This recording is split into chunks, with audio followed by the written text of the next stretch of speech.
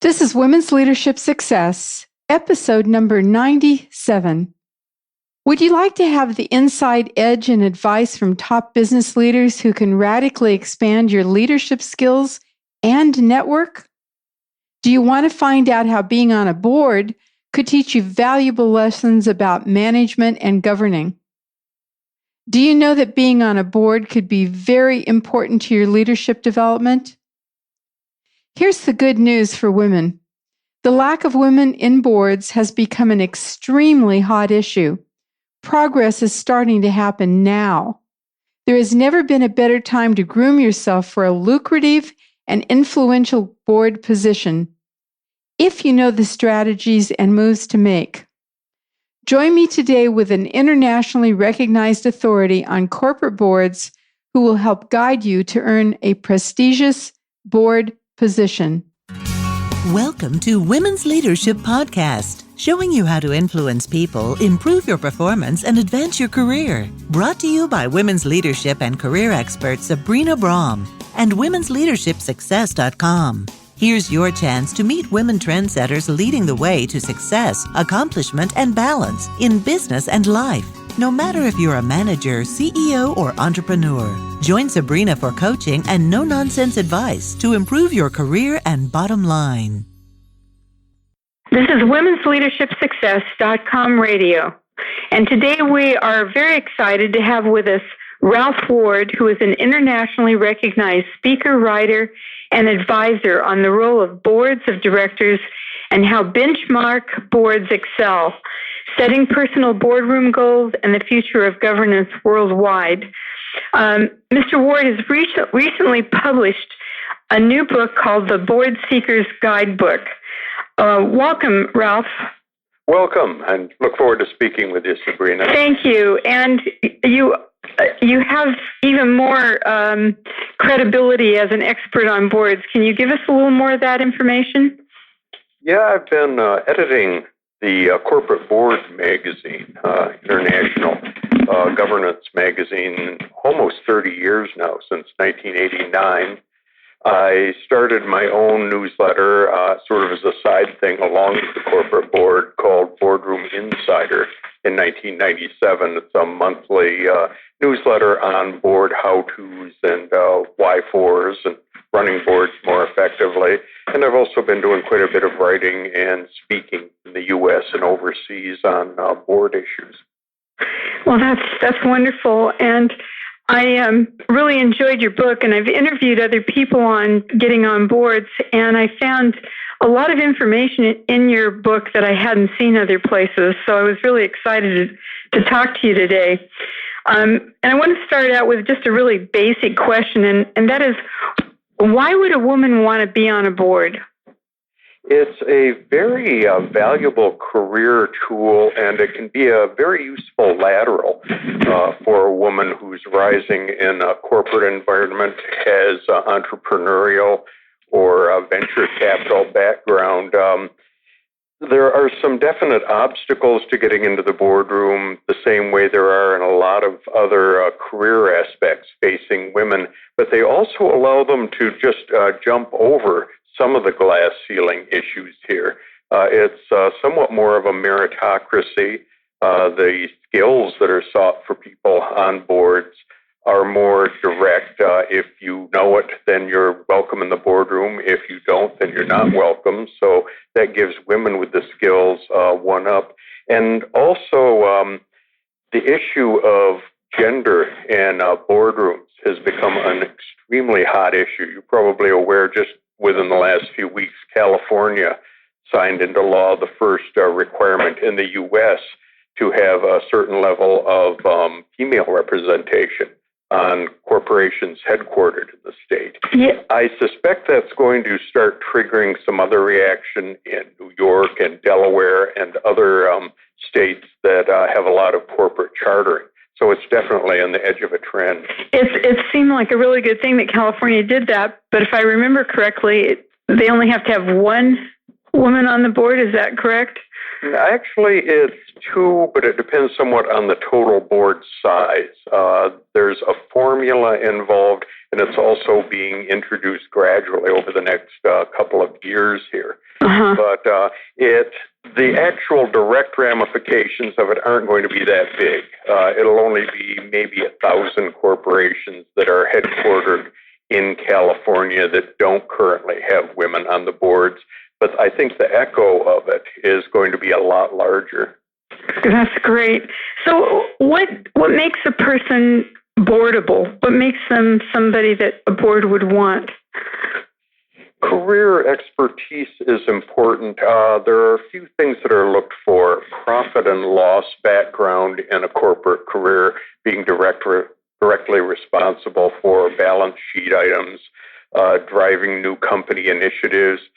Titles are still quite a big thing here. Having a C-suite level position, having gotten with that within a year or two is definitely a plus.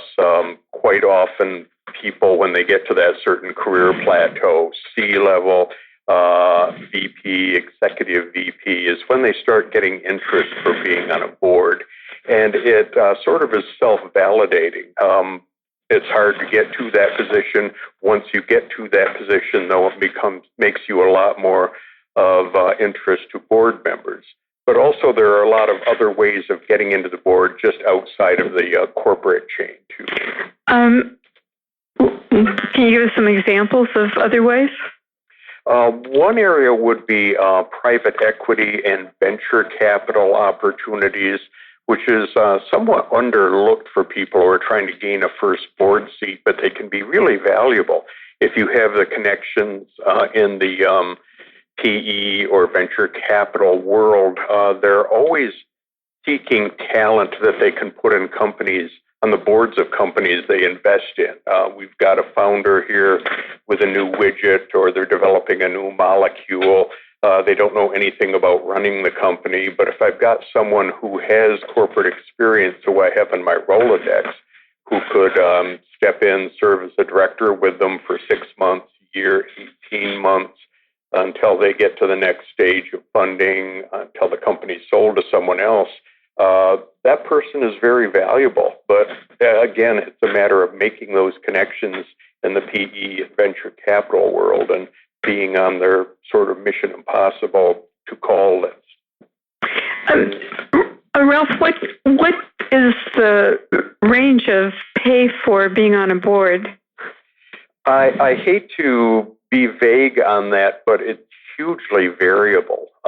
There can be maybe $25,000 a year, something like that, at the very youngest levels. With, say, a private company board, it can go up into the $100,000 a year range. More than that at large public companies. That's sort of at the very top of the scale. The money tends to be, for the people who are in the boardroom world, less of a consideration than just the status and the ability to give back. And the money is sort of a nice perk and a nice addition. But usually it's not the biggest driver, I've found. That's really interesting. So the status and wanting to give back, that's really nice to hear, actually. You talk in your book about an outreach portfolio. Is that something like a resume for a board, to get on a board? Yeah, and I've done quite a bit of work for the last few years with I call them board wannabes. And most of them are really savvy, bright people with some real skills. They usually have professional career vitaes, resumes that go on 2, 3, 4 pages. And it's all valuable information. Specific boardability items tend to get lost in the shuffle. They tend to get buried under the career items. So I usually encourage them to sit down with a full printed copy of their resume, sit down with a highlighter, go through it and mark up everything that's even remotely related to board exposure, board experience, dealing with a board of directors.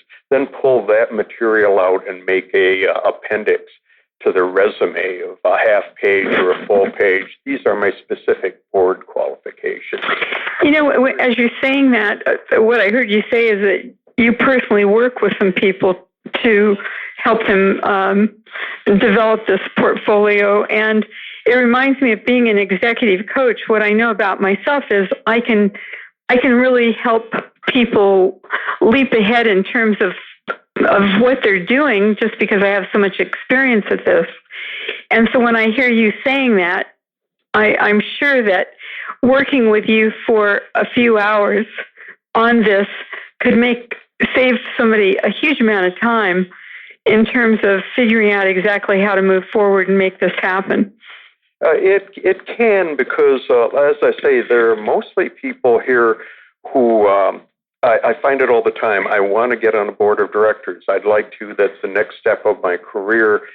And even though they're very savvy corporate people, they really don't know a lot about how boards work, how board searches function, and what it is that can make them boardable. And it's often a matter of sitting down and plucking that out of their background. And so many times they say, oh, I never thought of that. Or, well, yeah, I guess I realized I do have that in my background. But they hadn't really considered it and hadn't started putting it down on paper. So a lot of it is, you're right, getting in and digging into what skills they have.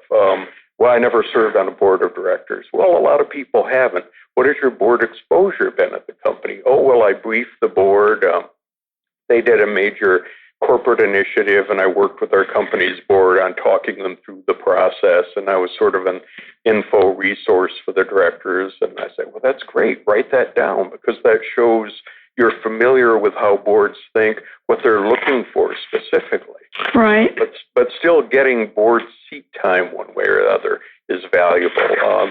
They really are looking for someone who, aside from exposure and knowing how boards work, has actually been at a board table. So getting that experience is crucial. So would it be valuable to do that with nonprofits or something where you're just doing it to get the exposure?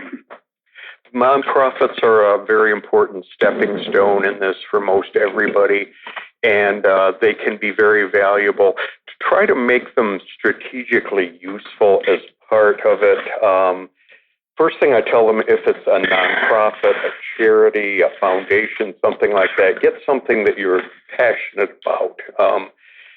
Just doing it to get board experience usually isn't enough. If you can say, this is why I did this, here's a good reason for why I want to be on the board, not only will it get you on the nonprofit board better, but when you're looking for corporate opportunities, it helps them get a good picture of you and what you believe. National association boards, trying to get on, say, a regional or state board of a big noted national association is important there. Try to aim for committees of the board. That's really important. People don't want to hear you just say, I served on the board of the National Association of Doing Good Deeds or whatever. I was on the committee that was part of our major fundraising drive. We raised X amount, fully funded our capital campaign for the next year. Tell a story in putting together your board background. Here was the challenge we faced. Here's what we did. Here's how I was involved with it. End result, this was fully subscribed for the year. We launched a new division. We did something or else. Success. Everything looked good. Try to tell a story in your board resume. That it makes so much sense. And right now I'm in the process of writing or doing a whole course on leadership. And what the other thing that I'm hearing here is your values, your mission, how you authentically show up in the world. You want to pick a board that is in alignment with that. And I'm also thinking that just by doing that, even at a nonprofit, you're going to learn things that are going to help you in your position at the company you work at. That's a good point, and that's another reason why a board seat is so valuable to your career, what you bring back to your quote-unquote day job here. You know how boards think. As you're rising up the corporate ladder, you're going to be dealing with boards yourself. Okay, I know what sort of questions they're going to ask. I know what a director's concerns are going to be on this project before I go in and brief them on it. I know because I've been on the other side of the table now, and I can see how they think. And you might even learn some important things about management just from the things other questions board members ask or things that happen. Exactly. It broadens your horizons in your career. And it's important when going in here, board search committees, search firms, if the first thing that you have to say is, I want to be on a board of directors, that isn't going to really cut it very well. Here's why I'm interested in your specific company's board. You've got to have done some homework and research on them. I see the strategic challenges you're facing. I really think it's great that you're acquiring in this area, or that you're reaching out with this new product line, or you've launched this. I think that was a good idea. I'd like to know more about it for my own career, and here are some things I would like to bring to the process of being on your board. That's beautiful. I'm just wondering, how do you gain allies and mentors to help you get on a board? Particularly for women, that is important here. One of the reasons and one of the holdbacks for women in expanding the number of boards they're on now and expanding women's representation is because it still tends to be a very self-feeding, who knows who kind of field. When a company is facing a board vacancy and looking for someone to come on, most of the time they sort of do a round robin of the members who are already on the board. Well, who do we know who would be good? Who do we know who would be valuable? If you're talking about a board that's 50, 60-something white guys named George, well, guess who else they're serving on board with that they would recommend? Other 50, 60-year-old white guys named George. Uh-huh. That's one of the big blocks that women face in getting on boards. They're not asked to join boards right now because they're not already on boards right now, so they're not getting the exposure. So reaching out to directors, finding people who can be a mentor. I tell people who are in a corporate setting looking to gain a board seat, well, how closely do you interact with the board of directors at your own company? Do they know you? Do they associate you with it? And quite simply, have you gotten to the ask? Have you said, I'm interested in joining a board of directors. Can you give me some advice? Can you give me some tips? Because that puts a light bulb off over those people who are already on the board's heads. Oh, she's talented. She wants to be on a board of directors. Next time a board vacancy comes up on one of their other boards, guess who's going to be front of mind for them? That's beautiful, and I think it's an area that women need to do some work on, is to ask for it. Mm-hmm. And finding mentors among women who are already in that corporate world and are serving on boards, that's even more valuable for women board wannabes than for men. As you're probably familiar, in most major board of director situations now, there's sort of a handful of eminent noted women who are serving on a lot of boards and are on big demand. Mm-hmm. It's part of the limited scope that limits everything. And it's hard to get your foot in the door, but if one of those women is on your contact list, if she knows you, if she knows of your background and knows of your interest in boards, then she can get your name in. And she becomes very valuable. People who are already in boards of directors are in a kind of an odd situation. It's very hard to get that first board seat. Once you have your foot in the door, you rapidly go from no board offers to more than you can handle, which is another problem companies face today. Their directors can only serve in so many board seats, and it's a lot more restrictive than it was. But if they have you in mind, when they get another offer, they can say, no, I'm sorry, I'm boarded up, but I know her and she's really good. You should give her a call. That's great. Yeah, in your book, you say it's important to get your boss on board. Can you tell us what you mean? Why is that important? If you're at a career position where getting on a board is a feasible thing, you've got the career, you've got some time, then you've got the title, and you're starting to look at it, in most corporate structures, that means that your direct report will be one step up the ladder ahead of you in this. They are probably already on a board or two. And then they're in the position where, again, hey, I'm boarded up, but my direct report, she's really sharp. And it's important to get them on your side, too, because this is obviously a go, no-go situation. If your direct report boss is not supportive of you diverting your attention outside to serve on another board of directors, it isn't going to happen. So making the sale with them is a definite first step in any process. Well,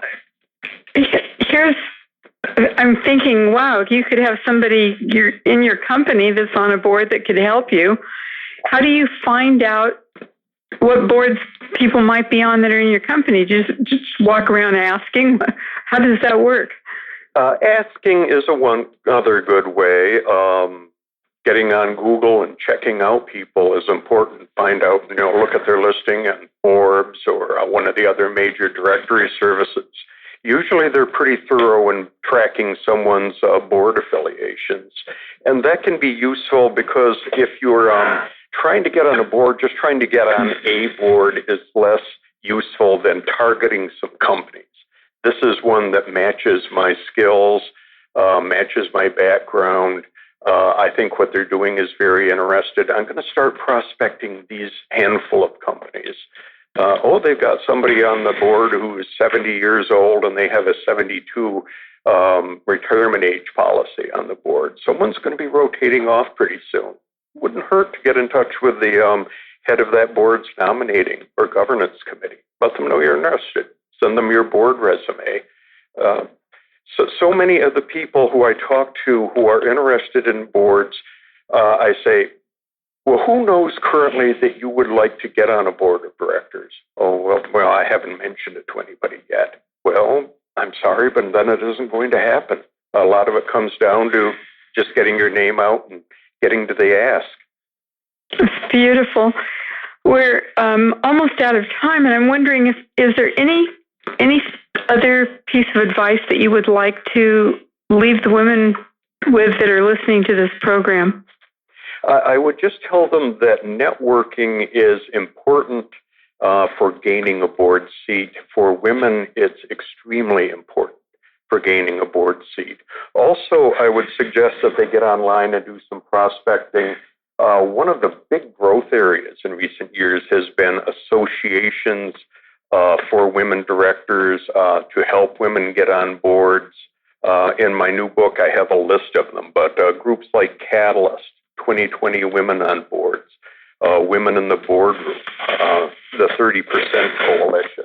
There are a lot of groups springing up that are there to help women network, help them mentor into the board of directors.